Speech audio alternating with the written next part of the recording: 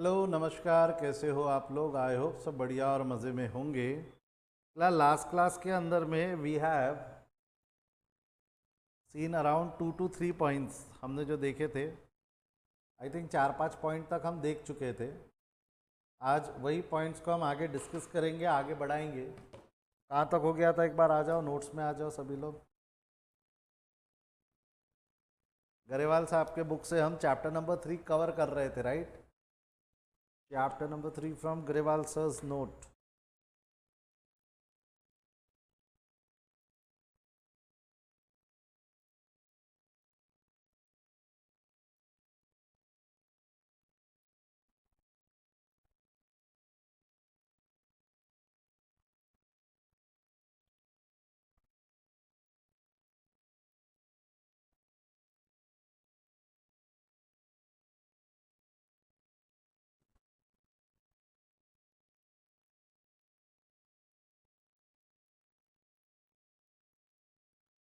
हाँ जी, ओपन हो रहा है।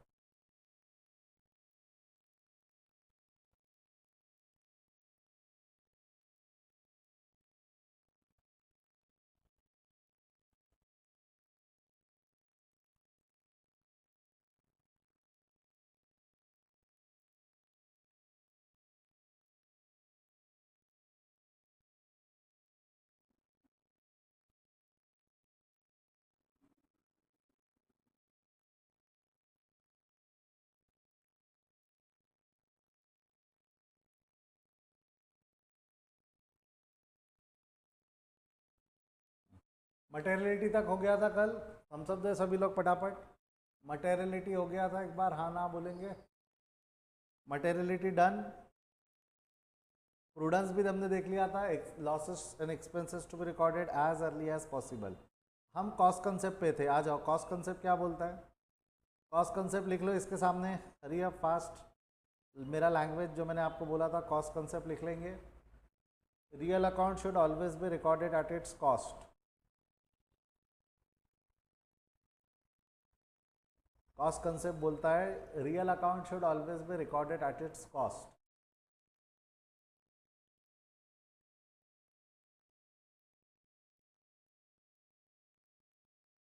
Real account should always B recorded at its cost. जो रियल अकाउंट होते हैं वो हमेशा और हमेशा काय पे होने चाहिए? कॉस्ट पे। लिख के हो गया है सभी का? तो थम्स अप दो। गरेवाल साहब ने लिखा है transactions are to be recorded at the price paid. ये भी चल जाएगा। प्राइस पेड मतलब वो कॉस्ट की बात हो रही है बेसिकली। तो प्राइस पेड है तो चल जाएगा, बट ये मत कर देना transactions are to be recorded at price. ये गलत हो जाएगा। प्राइस पेड एक बार का चल जाएगा। प्राइस पेड एक्सपेंस कॉस्ट की ही बात हो गई वो। बेसिकली कॉस्ट कंसेप्ट में ये भी डेफिनेशन चलेंगी। बढ़ो आगे यहाँ तक। ये कंसेप्ट पे बेस था हमारा। वो ये कंसेप्ट पे वो कृष्णा और हुंडई वाला एग्जाम्पल हमने लिया था, जिसके अंदर में कि कार रियल अकाउंट है, गुड, बट परचेज भी रियल अकाउंट है, बट वो कॉस्ट कंसेप्ट लगने की वजह से हम एक गलती नहीं कर पाते थे कि सेल करते वक्त तुरंत के तुरंत हम प्रॉफिट एंड लॉस नहीं बुक करना चाहते थे सेल का। तो हमने क्या किया था, सेल रियल होने के बाद भी उसको नॉमिनल माना था, क्योंकि हम ये कॉस्ट कंसेप्ट को बाईपास कर रहे थे। याद आया क्या ये कंसेप्ट? याद आया ये कंसेप्ट? तो थम्स अप दे। कृष्णा हुंडई उसके दौरान हमने किया था। आज ऑनलाइन हो आप तो थोड़ा एक्टिव रहना पड़ेगा आपको, थम्स अप देते रहना पड़ेगा। किसी को कोई डाउट आएगा तो you have to ask separately, ठीक है? आप कैमरे भी चालू नहीं करते क्योंकि तुम्हारी पर्सनल स्पेस में घुस जाते ना हमेशा कैमरा घुस लेके, इसलिए कैमरे चालू नहीं करते बच्चे लोग।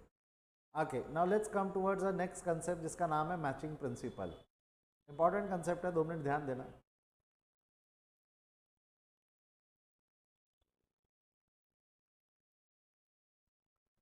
मैचिंग प्रिंसिपल क्या बोलता है? Matching principal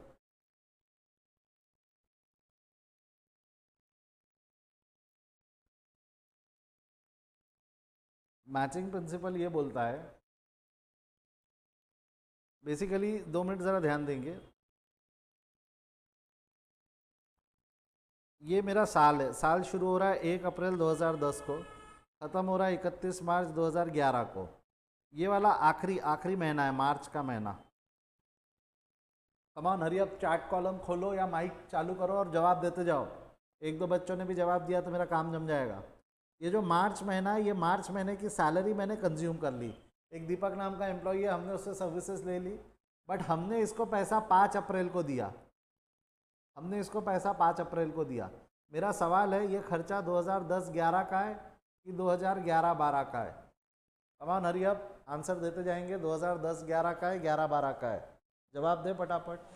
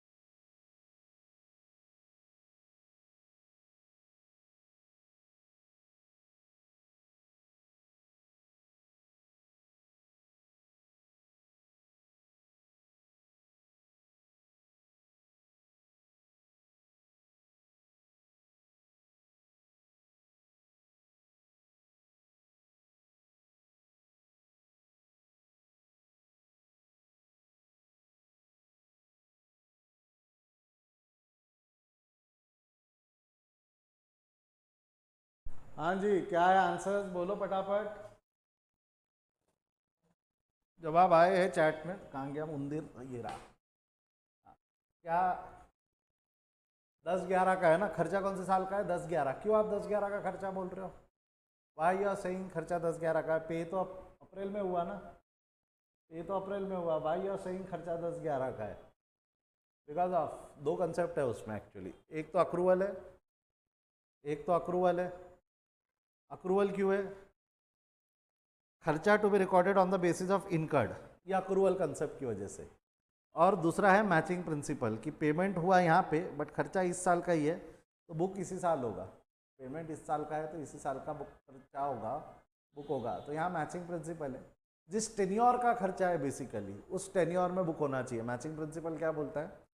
the expenses of which category, what ever category. देखो मैचिंग प्रिंसिपल क्या बोलता है? Item of the same class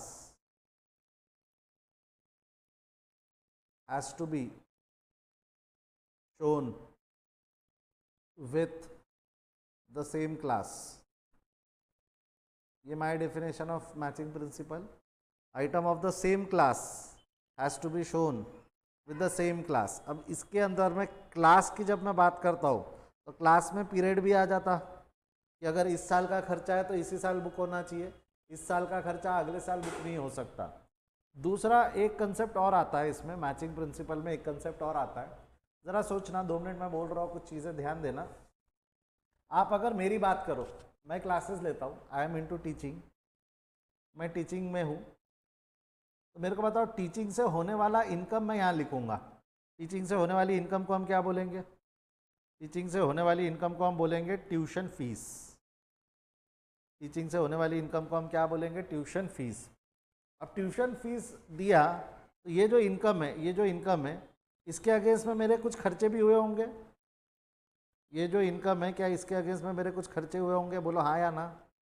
आपको नहीं लगता खर्चे में मेरे को क्लासरूम का रेंट लगाऊंगा,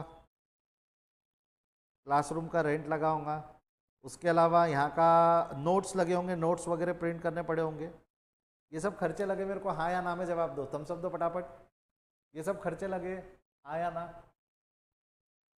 अभी मेरा एक बिज़नेस और है, अगर आपको नहीं पता तो मैं बता दूं, मेरा एक बिज़नेस और है जहाँ पे मैं ग्रॉसरी शॉप चलाता हूँ, जहाँ पे मेरा काम है गेहूँ खरीद कर बेचना, गेहूँ खरीद कर बेचता हूँ।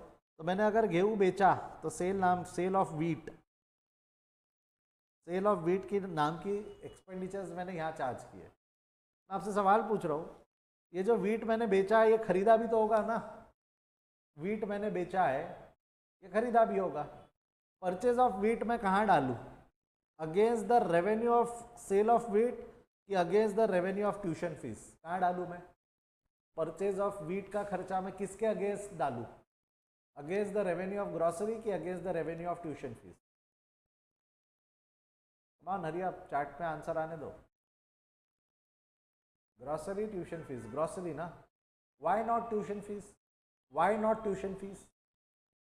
वाई नॉट वो खर्चा मैं ट्यूशन फीस के अगेंस्ट डाल सकता हूँ? Because of matching principal. जिस पर्पस के लिए किया गया खर्चा है उस खर्चे को उसी पर्पस की इनकम के अगेंस्ट आप कैटेगराइज करोगे, उस इनकम के अगेंस्ट ही उसको आप डिडक्ट करोगे। डिडक्ट नहीं होता actually, it is debited, but अभी सिंपल वर्ड्स में अगर मैं बोलूँ तो उसके अगेंस्ट आप डिडक्ट करोगे। अगर मैंने किराने की दुकान के ग्रॉसरी शॉप का रेंट दिया तो ग्रॉसरी शॉप का रेंट मैं 1 में लिखूंगा, ग्रॉसरी शॉप का रेंट मैं 2 में लिखूंगा। अमाउंट चार्ट में लिखो, ग्रॉसरी शॉप का रेंट मैं कहाँ लिखूंगा? 1 में लिखूंगा, 2 में लिखूंगा। ग्रॉसरी शॉप का रेंट मैं 1 में लिखूंगा, 2 में लिखूंगा। अरे आप ग्रॉसरी शॉप का रेंट 2 में जाएगा। अगेन जो आप लगा रहे हो यही कंसेप्ट है मैचिंग प्रिंसिपल। तो अब मैंने ये पीरियड को ध्यान में रखते हुए लिया है कि कैटेगरी ऑफ इनकम को ध्यान में रखते हुए लिया है? मैचिंग प्रिंसिपल सिर्फ पीरियोडिक लगता है कि मैचिंग प्रिंसिपल कैटेगरीज में भी लगता है, गुड्स में भी लगता है, बिजनेस में भी लगता है? HUF है मेरा HUF है, मेरा पार्टनरशिप है। HUF का खर्चा पार्टनरशिप में डालूं और पार्टनरशिप की इनकम HUF में डालूं, चलेगा क्या? HUF का इनकम HUF का खर्चा पार्टनरशिप में है, पार्टनरशिप की इनकम HUF में, will it allowed? No. Why it will not be allowed? Because of matching principle. Why it will not be allowed? Because of matching principle. समझा है सभी को तो थम्स अप देंगे? समझा है सभी को तो थम्स अप देंगे? यस और नो? लिख दो मैचिंग प्रिंसिपल में ये डेफिनेशन मेरा वाला है, गरेवाल साहब का डेफिनेशन हम पढ़ते हैं। आइटम ऑफ सेम क्लास, क्या लिखोगे आप? Item of same class has to be shown with the same class, या शोन की जगह टेक्निकल वर्ड लिखवा दूँ? शोन की जगह टेक्निकल वर्ड लिखवा रहा हूँ। Item of the same class has to be adjusted with the same class, with the item of the same class, ऐसा लिख दो, with the item of same class. Shown थोड़ा लेमैन टर्म होता है, the term is adjusted, the term is adjusted, adjusted with the same class, with the item of the same class. लिख के हो जाए तो एक बार थम्स अप दे देना। लिख के हो जाए आप, ये गरेवाल साहब का हाँ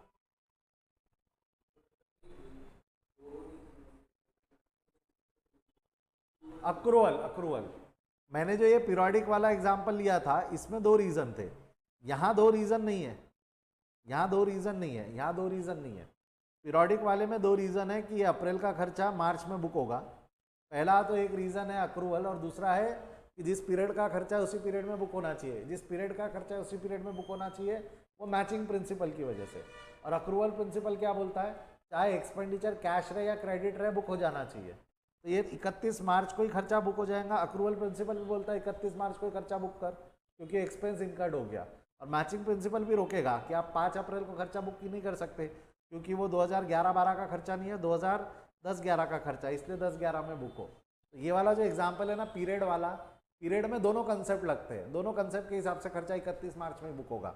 बट ये वाला एग्जाम्पल मैंने इसीलिए फिर बाद में ले लिया कि भैया ज़रूरी नहीं है कि क्लासिफिकेशन जब हमको करना है तो मैचिंग प्रिंसिपल से ही हो, याले इसमें भी मैचिंग लगता है, सिर्फ पीरियड में मैचिंग नहीं लगता। मेरे को ये समझाना था। बिजनेसेस में भी लगता है, पार्टनरशिप वाला और HUF वाला जो एग्जाम्पल बोला मैंने उसमें भी मैचिंग ही लगता है। ठीक है, और कोई डाउट है तो पूछो। लिख के हो गया है ये सभी का? लिख के हो गया है? Item of the same class has to be adjusted with the item of the same class. Grewal साहब का डेफिनेशन क्या है? गरेवाल साहब का डेफिनेशन पढ़ेंगे हम। Expenses incurred to earn the revenue should be recognised an expense. अब इन्होंने सिर्फ पीरियड को ध्यान में रखा हुआ है, in the year revenue is recognised, but matching principle is not related only to the year only. Matching principle सिर्फ ईयर तक लिमिटेड नहीं है, वो बिजनेस में भी रिलेटेड है, बिजनेस से रिलेटेड है, रेवेन्यू से रिलेटेड है, कैटेगरी से रिलेटेड है। हल्का सा डेफिनेशन नैरो है, मैंने जो लिखवा दिया वो डेफिनेशन भी काम करेगा आपका। क्लियर है? आगे बढ़ूँ? क्लियर है? आगे बढ़ूँ? देखो गरेवाल साहब को मैं गलत नहीं बोलूँगा, मैं हल्का सा ज़्यादा वॉरियर वाला काम करता हूँ, मैं थोड़ा आगे का पढ़ाता हूँ। गरेवाल साहब अल्टीमेटली आप पहली बार पढ़ रहे हो, उस चीज़ को ध्यान में रखते हुए डेफिनेशन फ्रेम करते हैं, तो कंपैरेटिवली ईजी होती है वो डेफिनेशन, ईजिली समझ में आ जाए। एग्जाम्पल भी डेफिनेशन में डाल दो, ये तरीके से उनकी डेफिनेशन बनी हुई होती है। ड्यूअल एस्पेक्ट प्रिंसिपल बचपन में भी देखा था हमने। ड्यूअल एस्पेक्ट प्रिंसिपल क्या है? बोलो, ड्यूअल एस्पेक्ट प्रिंसिपल क्या बोलता है? Your debit should always be equal to credit, लिख लो। ट्रायल बैलेंस के वक्त देखा था हमने, ट्रायल बैलेंस आके टैली होता था। ट्रायल बैलेंस टैली कौन से कंसेप्ट की वजह से होता था? ड्यूअल एस्पेक्ट प्रिंसिपल लिख दो, your debit should always be equal to credit. Dual aspect principle debit, मेरा वाला डेफिनेशन है debit should always be equal to credit. Hari आप write it down, dual aspect principle, your debit should always be equal to credit. लिखा क्या? Your debit should always be equal to credit. Done. Debit should always be equal to credit.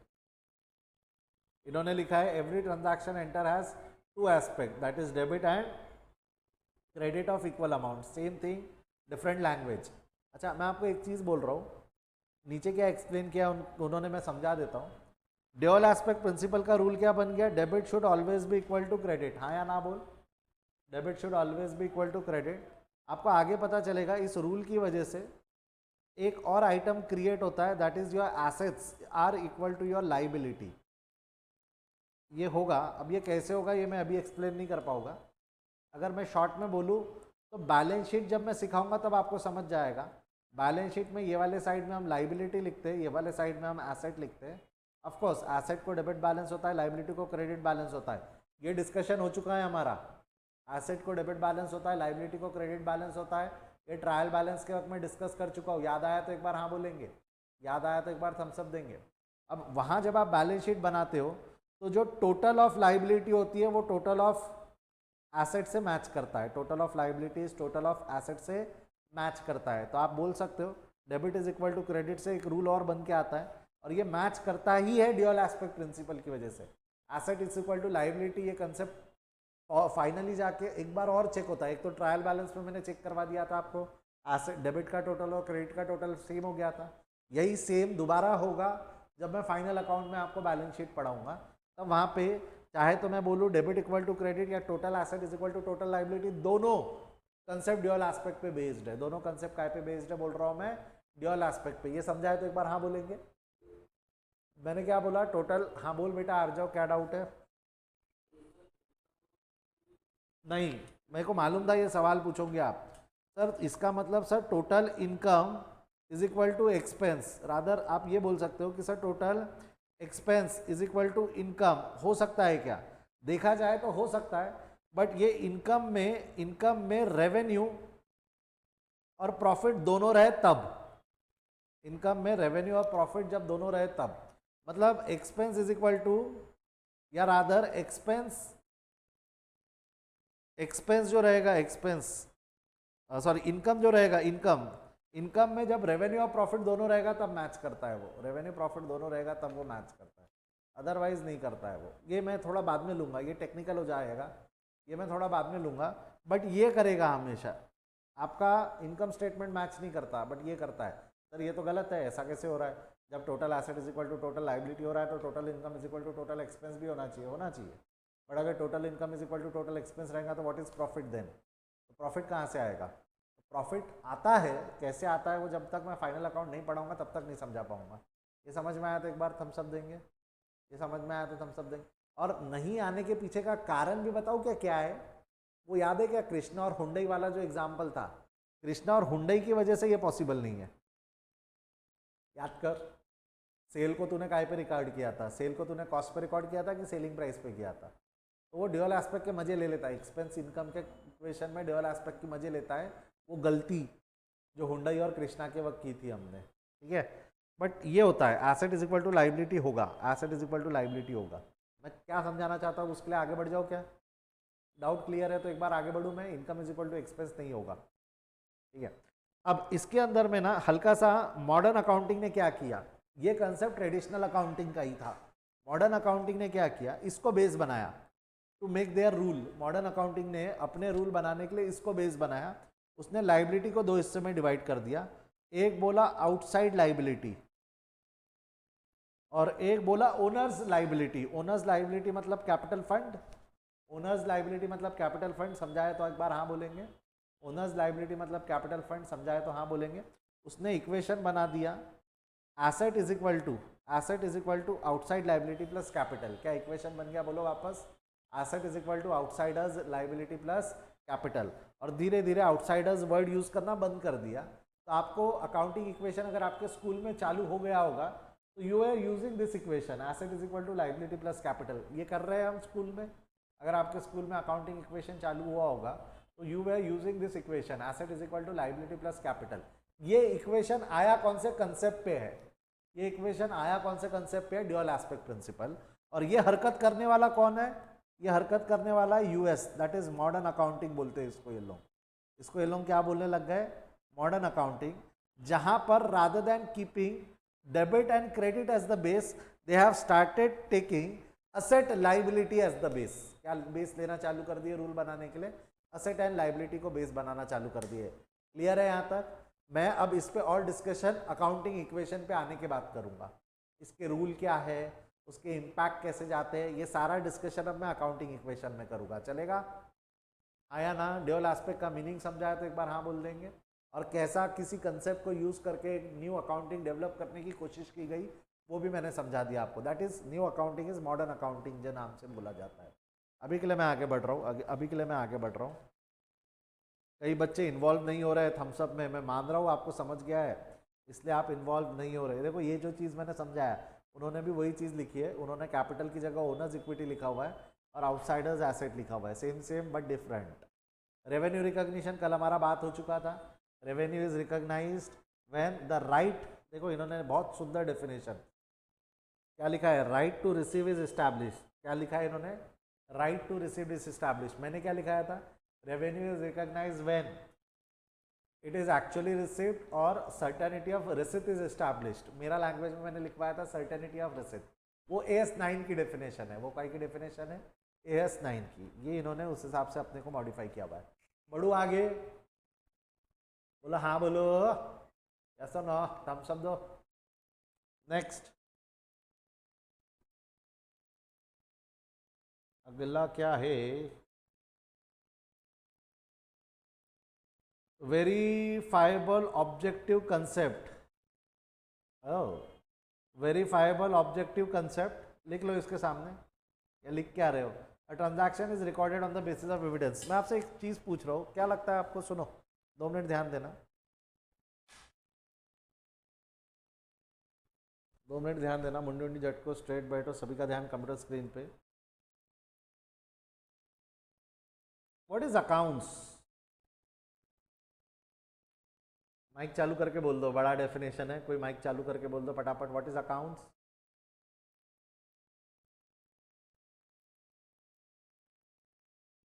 Yes anyone, what is accounts.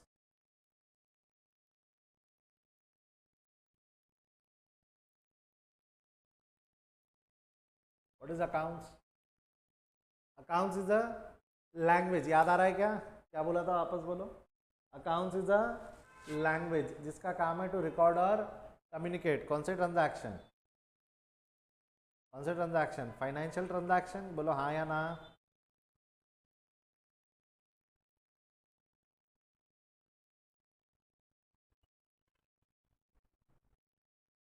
चलिए, आपके school में ना एक definition accounts की ये भी पढ़ाते हैं, मैं चैप्टर नंबर 1 पे जंप किया हूँ, आप नहीं भी गए तो प्रॉब्लम नहीं, या आ जाओ ज़्यादा बेटर है।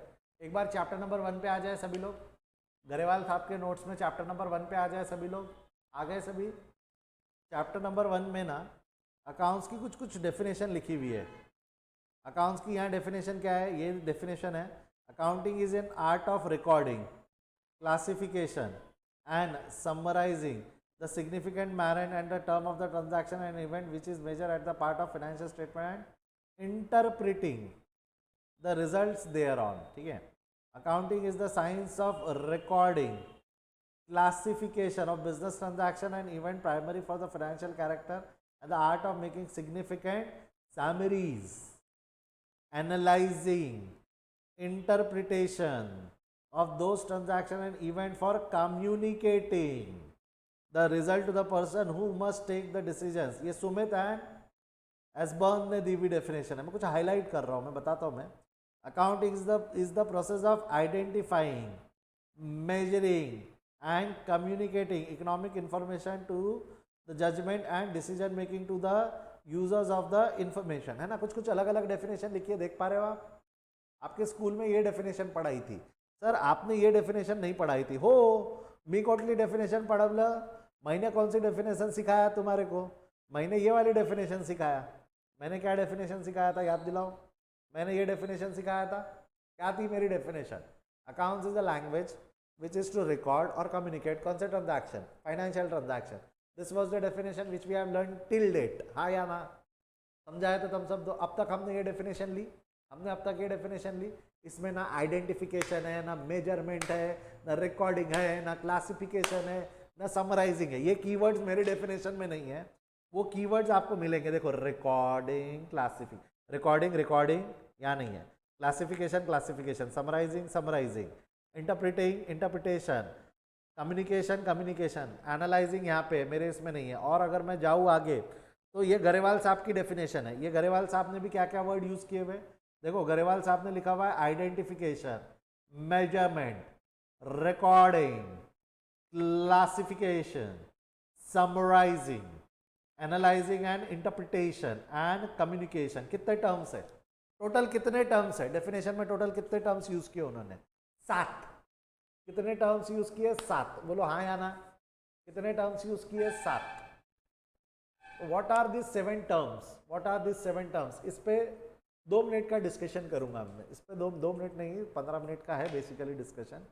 जरा ध्यान देना, मैंने जो डेफिनेशन आपको पढ़ाई है वो गलत नहीं है। मैंने ये जो डेफिनेशन पढ़ाई थी कि accounts is a language to record और कम्युनिकेट ओनली फाइनेंशियल ट्रांजैक्शन, ये easiest form of the meaning, easiest meaning of the subject है कि इट इज अ लैंग्वेज, जैसा कोई और लैंग्वेज है जिसका काम होता है रिकॉर्ड या कम्युनिकेट करना, concept transaction, financial. This is the easiest method which is possible. This is the easiest method which is possible, जो मैंने आपको सिखाई थी। इजीएस्ट मेथड जो पॉसिबल हो सकती थी, जो हमने देखी थी, वो ये थी। अब इसी के अंदर में अगर मैं टेक्निकल जाऊँ, तो सुनो बेटा, पहले हमको समझना पड़ेगा अकाउंटिंग साइकिल। साइकिल समझता है आपने? बचपन में वो वाटर इवेपोरेशन का साइकिल पढ़ा होगा। नदी बहती है, उसमें से पानी इवेपोरेट होता है, क्लाउड बनता है, फिर क्लाउड से बारिश आती है and it goes on. That is a process, right? वो साइकिल जो चलता था, उसी तरह अकाउंटिंग का भी साइकिल है। Any cycle will consist of 3 steps. कोई भी साइकिल के 3 पार्ट हो गए, इनपुट, प्रोसेस एंड आउटपुट। कोई भी साइकिल कितने हिस्सों में डिवाइडेड रहेगा रे बेटा? वापस बोल, कितने हिस्सों में डिवाइडेड रहता है? Any cycle is going to be divided into 3 parts. 3 part कौन से हो गए हमारा? Input, process and output. कौन से 3 पार्ट हो गए? Input, process and output. मेरे को एक चीज बताओ, हमारे को अगर कोई ट्रांजैक्शन रिकॉर्ड करनी है, इफ आई वुड लाइक कि मेरे को कोई ट्रांजैक्शन रिकॉर्ड करनी है, हमने रिकॉर्डिंग करने के लिए कुछ इस तरीके से चैप्टर नंबर 1 में हमारे पास इस तरीके से कुछ जर्नल एंट्रीज लिखी हुई होती थी। दिखा रहा हूं मैं आपको, इस तरीके से कुछ जर्नल एंट्रीज लिखी हुई होती थी। क्या लगता है आपको, ये जर्नल एंट्री हमारे तक आती कैसे है? दिख रही है ये जर्नल एंट्री हमारे तक आती कैसे है? गुफा के अंदर में एक साधु बैठा रहता है, हम फल की टोकरी लेके उस साधु के पास जाते, उसके चरणों में वो बास्केट रखते हैं और बोलते हैं, साधु बताओ हमारे इस साल के क्या क्या ट्रांजैक्शन है, हम क्या क्या रिकॉर्ड करें। ऐसा होता होगा क्या? अमन हरी, अब चैट में हाँ या ना लिखो, ऐसा होता होगा क्या? ऐसा होता होगा क्या? हाँ या ना? Does it happen in that manner, yes और no? Do you really want us to dignify that with an answer yes? No, ऐसा नहीं होता होगा सर। तो कैसा होता है? अगर प्रैक्टिकल लाइफ में अगर आप देखो, if you want to record any transaction, you have to have some input documents. आपके पास क्या होना चाहिए बेटा? इनपुट डॉक्यूमेंट होने चाहिए। क्या होने चाहिए बोल रहा हूँ मैं? Input document. अब जो इनपुट डॉक्यूमेंट्स आपके पास होने चाहिए, दैट इनपुट डॉक्यूमेंट्स, जैसा अगर मैं बोलूँ मैंने कोई गुड्स परचेस किया, इनपुट डॉक्यूमेंट्स अगर मैं बोलूँ तो मैंने कोई गुड्स परचेस किया, तो क्या लगता है मेरे पास परचेस के लिए क्या होगा? मेरे पास परचेस के लिए परचेस बिल होगा ना। अगर मैं कोई दुकान से जाके कोई कमोडिटी खरीदता हूँ तो बिल प्रिंट आउट करके देता है ना मेरे को। वो bill, purchase bill will become my documentary evidence. वो परचेस बिल मेरा क्या बन जाएगा? डॉक्यूमेंटरी एविडेंस बन जाएगा। ये सभी को समझाए तो एक बार हाँ बोलेंगे। वो परचेस बिल मेरा क्या बनेगा? डॉक्यूमेंटरी एविडेंस बनेगा। देन परचेस बिल रहता है, मैं अगर किसी को माल बेचता हूँ, जैसा मैं भी ट्यूशन फीस से आपसे ट्यूशन फीस लेता हूँ, तो आपको एक रिसिप्ट बना कर देता हूँ ना, एक रिसिप्ट निकाल कर देता हूँ ना। वो रिसिप्ट क्या है? वो रिसिप्ट, उसका एक कार्बन कॉपी मेरे पास होता है, सेल बिल होता है मेरे पास, सेल बिल या carbon copy of sale bill मेरे पास होता है, इससे मेरे को सेल के ट्रांजैक्शन मिल जाएंगे ना। परचेज बिल से मेरे को परचेज ट्रांजैक्शन मिलेंगे, सेल बिल से मेरे को सेल ट्रांजैक्शन मिलेंगे। सर एक्सपेंस का कैसा? पेट्रोल पंप पे गए तो पेट्रोल पंप वाले को आप रिसिप्ट मांग सकते हो, ग्रोसरी खरीद के लेके आया ग्रोसरी वाले को आप रिसिप्ट मांग सकते हो, किसी को रेंट दिया तो रेंट जिसको दिया ना वो भी बिल देता है, रेंट का बिल देता है। इसको एक्सपेंस बिल बोला जाता है। क्या बोला जाता है इसको? एक्सपेंस बिल बोला जाता है। क्या बोला जाता है इसको? Expense bill. समझाया तो एक बार थम्स अप देंगे। तो आपको नहीं लगता है इन सब के बिल आपको जमा करके रखने पड़ते होंगे? इन सब के क्या जमा करने पड़ते होंगे? बिल जमा करने पड़ते। और वो बिल को देख के आप समझते हो कि मैंने कौन सा ट्रांजैक्शन रिकॉर्ड करना है। इस बिल को जमा करने की प्रोसेस में आप अलग अलग बिल जमा करते हो। वो बिल जमा करने की प्रोसेस इज व्हाट? ये बिल जमा करने की प्रोसेस इज व्हाट? वापस आ जाओ गरेवाल साहब, chapter number 3, verifiability objective concept. Verifiability objective concept. The transaction is recorded on the basis of evidence. Evidence क्या रहेगा? डॉक्यूमेंटरी एविडेंस रहेगा। That can be purchase bill, sale bill, expense bill, bank statement. ऐसे अलग अलग statements बनाए जाते हैं, ऐसे अलग अलग स्टेटमेंट्स बनाए जाते हैं। ये समझाया तो एक बार थम्स अप देंगे, ये समझाया तो थम्स अप देंगे। बिना इस डॉक्यूमेंटरी एविडेंस के आप ट्रांजैक्शन रिकॉर्ड नहीं कर सकते। बिना इस डॉक्यूमेंटरी एविडेंस के आप ट्रांजैक्शन रिकॉर्ड नहीं कर सकते। उस कंसेप्ट को बोला जाता है variability, verifiable objective concept. Verifiable objective concept मतलब बिना डॉक्यूमेंटरी एविडेंस के आप ट्रांजैक्शंस रिकॉर्ड नहीं कर सकते। No transaction can be recorded without documentary evidence. आप लिख लो वेरीफाइबिलिटी का अगर मैं डेफिनेशन बनाऊंगा तो no transaction can be recorded without documentary evidence. लिखो, write it down. No transaction can not be recorded without documentary evidence. No transaction can not be recorded without documentary evidence. बिना documentary evidence के हम कोई भी transaction को record नहीं कर सकते। लिखा है सभी ने तो थम्स अप देंगे। No transaction can be recorded without documentary evidence.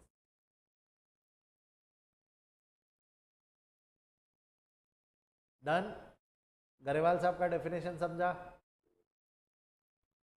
एक क्वेश्चन है मेरा, फिर मैं ले लूँ आर जो तेरा सवाल, उसी में डिस्कस हो जाएगा तो बढ़िया है। या एक बार चल पूछ ले, तेरा वही सवाल है क्या? पूछ ले। एक चीज मेरे को समझानी थी बट तू पहले पूछ ले। अब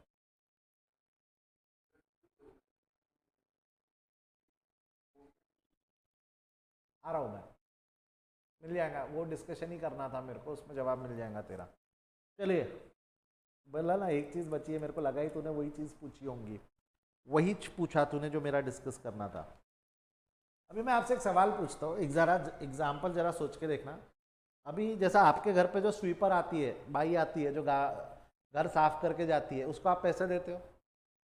मैं भी देता हूँ। एकेडमी में स्वीपर बहुत कम आती है बट जब आती है तब हम उसको पैसे देते हैं। आपको क्या लगता है वो स्वीपर अपनी जेब में रिसिप्ट बुक लेके घूमती है क्या? कि हमने जब उसको 500 रुपये दिए तो लो भैया ये 500 रुपये की पावती, ऐसा पावती बनाकर देंगी क्या वो? अमान हरिया चार्ट पे हाँ ना लिखे, क्या उसके पास रिसिप्ट बुक होती है क्या? आपके घर पे भी स्वीपर आती है, उसको पूछ के देखो क्या उसके पास रिसिप्ट बुक है क्या? डॉक्यूमेंटरी एविडेंस चाहिए तो डॉक्यूमेंटरी एविडेंस नहीं देंगी तो हम पैसे नहीं दे पाएंगे, क्योंकि हमको खर्चा क्लेम करना है। तेरे को पैसा नहीं दूंगा ऐसा बोलोगे तो अगले दिन से काम पे नहीं आएंगी। वो रिसिप्ट नहीं कैरी करते हैं। कई लोग होते हैं, कई जगह ऐसे होते हैं जहाँ से आपको रिसिप्ट नहीं मिलती है। आपने पेमेंट किया है, जेन्युइन पेमेंट है, बट अगले वाले ने रिसिप्ट कैरी नहीं किया है। तो ऐसे टाइम पे एक एग्जांपल लेते हैं, जो स्वीपर का सैलरी है। अब अगर मैं इसको सैलरी दे रहा हूँ तो मेरे को बदले में बीइंग अ बिजनेस मैंने जब स्वीपर को कैश पे किया, सैलरी पे किया एज एन एक्सपेंस, बदले में क्या ये मेरे को कोई डॉक्यूमेंटरी एविडेंस दे पा रही है क्या? बदले में क्या ये मेरे को कोई डॉक्यूमेंटरी एविडेंस दे पा रहे हैं क्या? नहीं। तो ऐसे टाइम पे अकाउंट्स ने एक रास्ता दिया हुआ है। बिजनेस को बोला आप एक कागज का टुकड़ा लो, इसको बोलते हैं वाउचर। ये कागज का टुकड़ा किसके पास होगा? जिसको पैसा दे रहे हैं या जो पैसा दे रहा उसको, उसके पास। जिम्मेदारी किसकी है? जो पैसा क्लेम करना चाहता है एज एन एक्सपेंस, उसकी जिम्मेदारी है। एक वाउचर लो, ये वाउचर में लिखो पेड फॉर एन अमाउंट। किसको पे किया? Shantabai.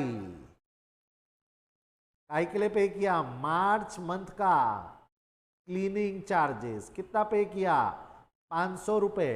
Figures in word, figures in amount सब डाल दो वहां, डेट वेट डाल दो, ऐसा सुंदर बनाओ इसको, डेट वेट डाल दो, कब पे किया वगैरह वगैरह। 2 मिनट इंटरनेट ब्रेक हुआ है, इंटरनेट ब्रेक हुआ है तो मैं 2 मिनट रुक रहा हूँ, रिकॉर्डिंग वाले पेशेंस रखेंगे थोड़ा सा।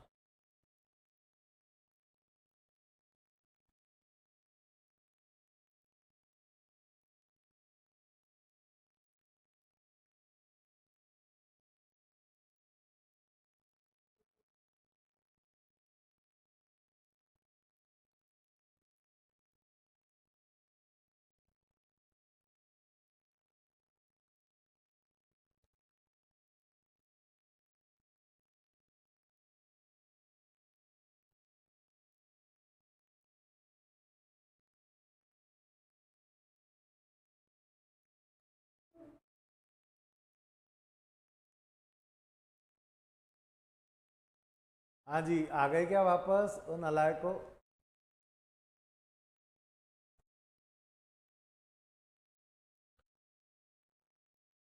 आ गए क्या रहे नलायक को वापस? हाँ या ना, कमान हरी आप चैट में डालो, हाँ सर हाँ सर, हम सब दो, वापस आ गए क्या? इंटरनेट ब्रेक हुआ था, मेरे को भी दिख गया था इंटरनेट ब्रेक हो गया, मैंने कुछ बोला नहीं, मैंने कुछ भी नहीं बोला, इंटरनेट ब्रेक हुआ तो समझाया नहीं, ठीक है आ गए। कहाँ तक थे आप, कहाँ तक थे आप? वाउचर ड्रॉ कर दिया था मैंने, वाउचर ड्रॉ कर दिया था, वहाँ तक थे आप? वाउचर देखो मैंने क्या बोला कि हमारे यहाँ जो बाई काम करती है, बाई के पास पावती होती नहीं है, जो बना कर देता हूँ मैं, पावती बनाऊंगा मैं, यानी बिजनेस पावती बनाएगा, उस पावती को बोला जाता है वाउचर। वाउचर का एक डिफाइंड फॉर्मेट है, उसमें कुछ चीज़ें होनी चाहिए, किसको पे किया, काय को पे किया, कितना पे किया, ये 3 चीज़ें, डेट, ये 4 चीज़ें, किसको पे किया, कितना पे किया, काय को पे किया, डेट, ये 4 चीज़ें, प्लस इसमें ना 3 लोगों की साइन होनी चाहिए। कितने लोगों ने साइन करना चाहिए इसमें? 3 लोगों ने। 3 लोगों में एक कौन होता है? एक होता है ऑथराइज्ड पर्सन, एक होता है कैशियर, और एक होता है रिसीवर। अगर ये 3 लोग इस पे साइन कर दे, कौन कौन 3 लोग बोल रहा हो? Cashier, authorised person and receiver. जैसा एग्जाम्पल के तौर पे, एग्जाम्पल के तौर पे अगर मैं मेरे एकेडमी की बात करूं, हाँ मन बोल।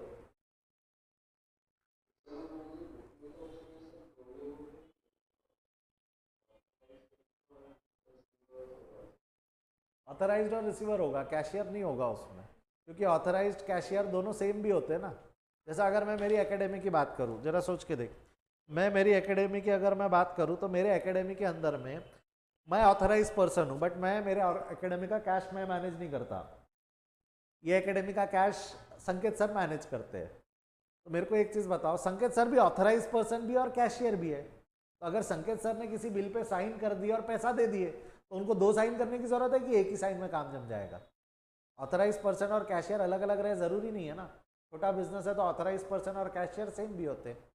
तो इंपॉर्टेंट है 3 साइन होनी चाहिए। अब उसमें से 3 में से अगर 2 पर्सन सेम है तो एक साइन में भी काम चल जाता है, यानी एक ऑथराइज और कैशियर की मिला के एक साइन और रिसीवर की एक साइन। इंपॉर्टेंट साइन इसमें रिसीवर की है, इंपॉर्टेंट साइन किसकी है इसमें? रिसीवर की। तो मैं ये पावती बनाऊंगा, ये पावती बनाकर रिसीवर वो शांता बाई को दूंगा, मैं साइन कर दिया, मैं ऑथराइज पर्सन हूँ, मैंने ऑथराइज में साइन कर दिया, शांता बाई को बोला शांता बाई ये पकड़ो, आपको पैसे मैं नहीं दूंगा, पैसे कैशियर देगा। शांता बाई अब ये वाउचर, शांता बाई ये वाउचर लेके संकेत सर के पास जाएंगी, शांता बाई ये वाउचर लेके गई संकेत सर के पास, संकेत सर ने देखा कि कृष्णा सर ने साइन किया है, यानी ऑथराइज्ड है, संकेत सर 500 रुपये निकालेंगे, शांताबाई को देंगे, और शांताबाई को बोलेंगे कि इस वाउचर पे साइन करके वाउचर वापस कर। शांताबाई को क्या बोलेंगे? इस वाउचर पे साइन करके वाउचर वापस कर। तो टेक्निकली अब ये वाउचर हमने शांताबाई को दिया कि शांताबाई ने कंपनी को दिया? ये वाउचर हमने शांताबाई को दिया कि शांताबाई ने एकेडमी को दिया? क्या हुआ? ये वाउचर किसने दिया? अरे यार ये इंटरनेट अलग मजे ले रहा मेरे आज।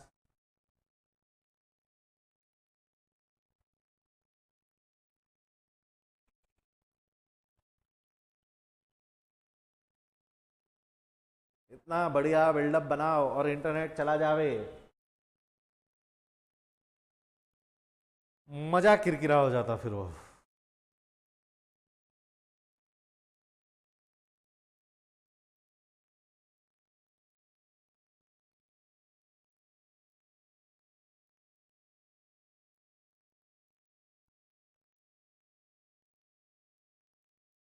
2 मिनट वेट करो, आ जाएगा आ जाएगा।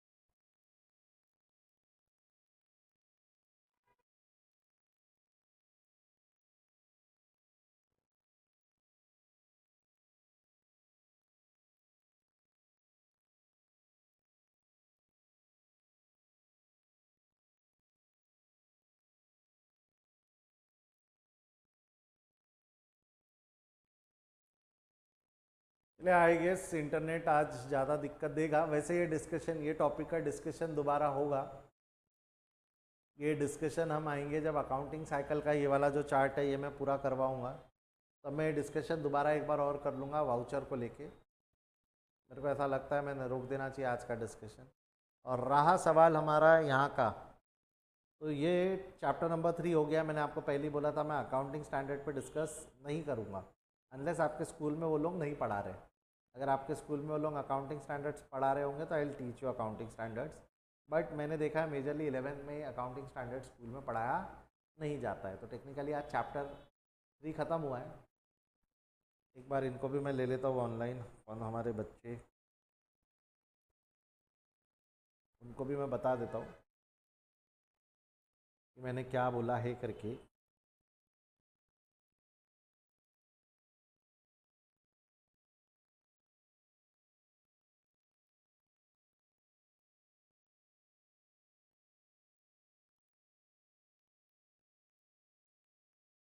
यस, आवाज़ आ रही है क्या आपको? बच्चे लोग सुन पा रहे हैं क्या मेरी बात? आवाज़ आ रही है? एक बार हाँ ना बोल दो। ऑनलाइन जो बच्चा लोग है, ठीक है बेटा, इंटरनेट का कुछ प्रॉब्लम आया हुआ है। बेसिकली मैं वाउचर पे जो डिस्कशन आज करवा रहा था, ये जो वाउचर का डिस्कशन है, ये डिस्कशन हमारा दोबारा होगा ही जब मैं अकाउंटिंग साइकिल पूरा लिखवाऊंगा आपसे, तब एक बार मेरे को याद दिला देना।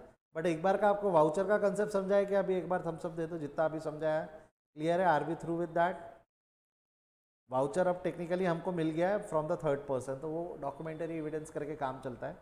वही डॉक्यूमेंटरी एविडेंस जो होता है वो हमारा वेरिएबिलिटी ऑब्जेक्टिव है, जो 11 पॉइंट है। गरेवाल साहब के नोट्स पे आ जाओ वापस, गरेवाल साहब के नोट्स पे आ जाओ एक बार वापस। 11 पॉइंट था ना हमारा variability, sorry verifiability objective. Verifiability objective clear है ना? उसके नीचे अब अकाउंटिंग स्टैंडर्ड्स है, उसके नीचे अकाउंटिंग स्टैंडर्ड्स है। इसके बारे में मैंने आपको बोला था, अनलेस आपके स्कूल वाले डिटेल में नहीं पढ़ा रहे, मैं नहीं पढ़ाने वाला हूँ। अननेसेसरी टाइम वेस्ट है। जितना मैंने गैप और उसको लेके पढ़ा दिया है उतना काफ़ी है। यहाँ सिर्फ हिस्ट्री दी हुई है कि इंडिया में अकाउंटिंग स्टैंडर्ड कब चालू हुआ, कौन से साल में कौन सा बोर्ड बना, कौन सी कमेटी का क्या काम है, ये हिस्ट्री दी हुई है उसमें। वो हिस्ट्री जान के कोई बहुत वैल्यू एडिशन होगा नहीं, तो हम एएस पे बात अभी नहीं करेंगे। आप एक बार स्कूल में, आपके कितने के स्कूल में अकाउंटिंग स्टैंडर्ड वाला जो सेक्शन है, ये जो चैप्टर नंबर 3 का पार्ट 2 है, कितनों के स्कूल में पढ़ा दिया है? Raise your hand. आपके स्कूल में किसी के स्कूल में पढ़ाया है क्या वो अभी तक? No one? एक बार चैट में नो करके लिख दो अगर नहीं पढ़ाया है तो।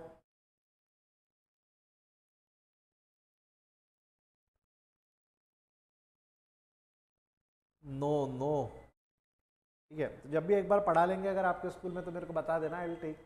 वो एक स्टोरी के माध्यम से पढ़ा दूंगा मैं आपको, कहानी जैसा सिखा दूंगा, ताकि आप जो मेरा बताया हुआ कहानी रहेगा वही लिख के आ जाओ पेपर में, तो नंबर मिल जाते हैं आपको। रहा सवाल अब अगला चैप्टर, वो हम नेक्स्ट क्लास में लेंगे। अब चैप्टर नंबर 4 मेरे को आज करवाना था, क्योंकि चैप्टर नंबर 4 का भी बहुत सारा डिस्कशन हमारा हो चुका है। बट जैसा कि आज ऑफलाइन में कोई भी बच्चा नहीं है क्लास में, बारिश हो रही थी तो तुमको लगा क्लास नहीं होंगी और तुम नहीं आए, तो कल चैप्टर नंबर 4 और अकाउंटिंग साइकिल, इन दोनों पे मैं डिस्कशन ले लूँगा, चलेगा?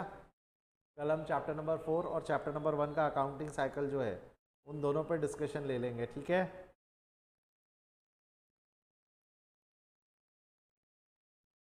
चलिए फिर आज रुकते हैं डिस्कशन को, इसके आगे we will continue in the next class. Bye bye, see you, take care. चलो मिलते हैं कल।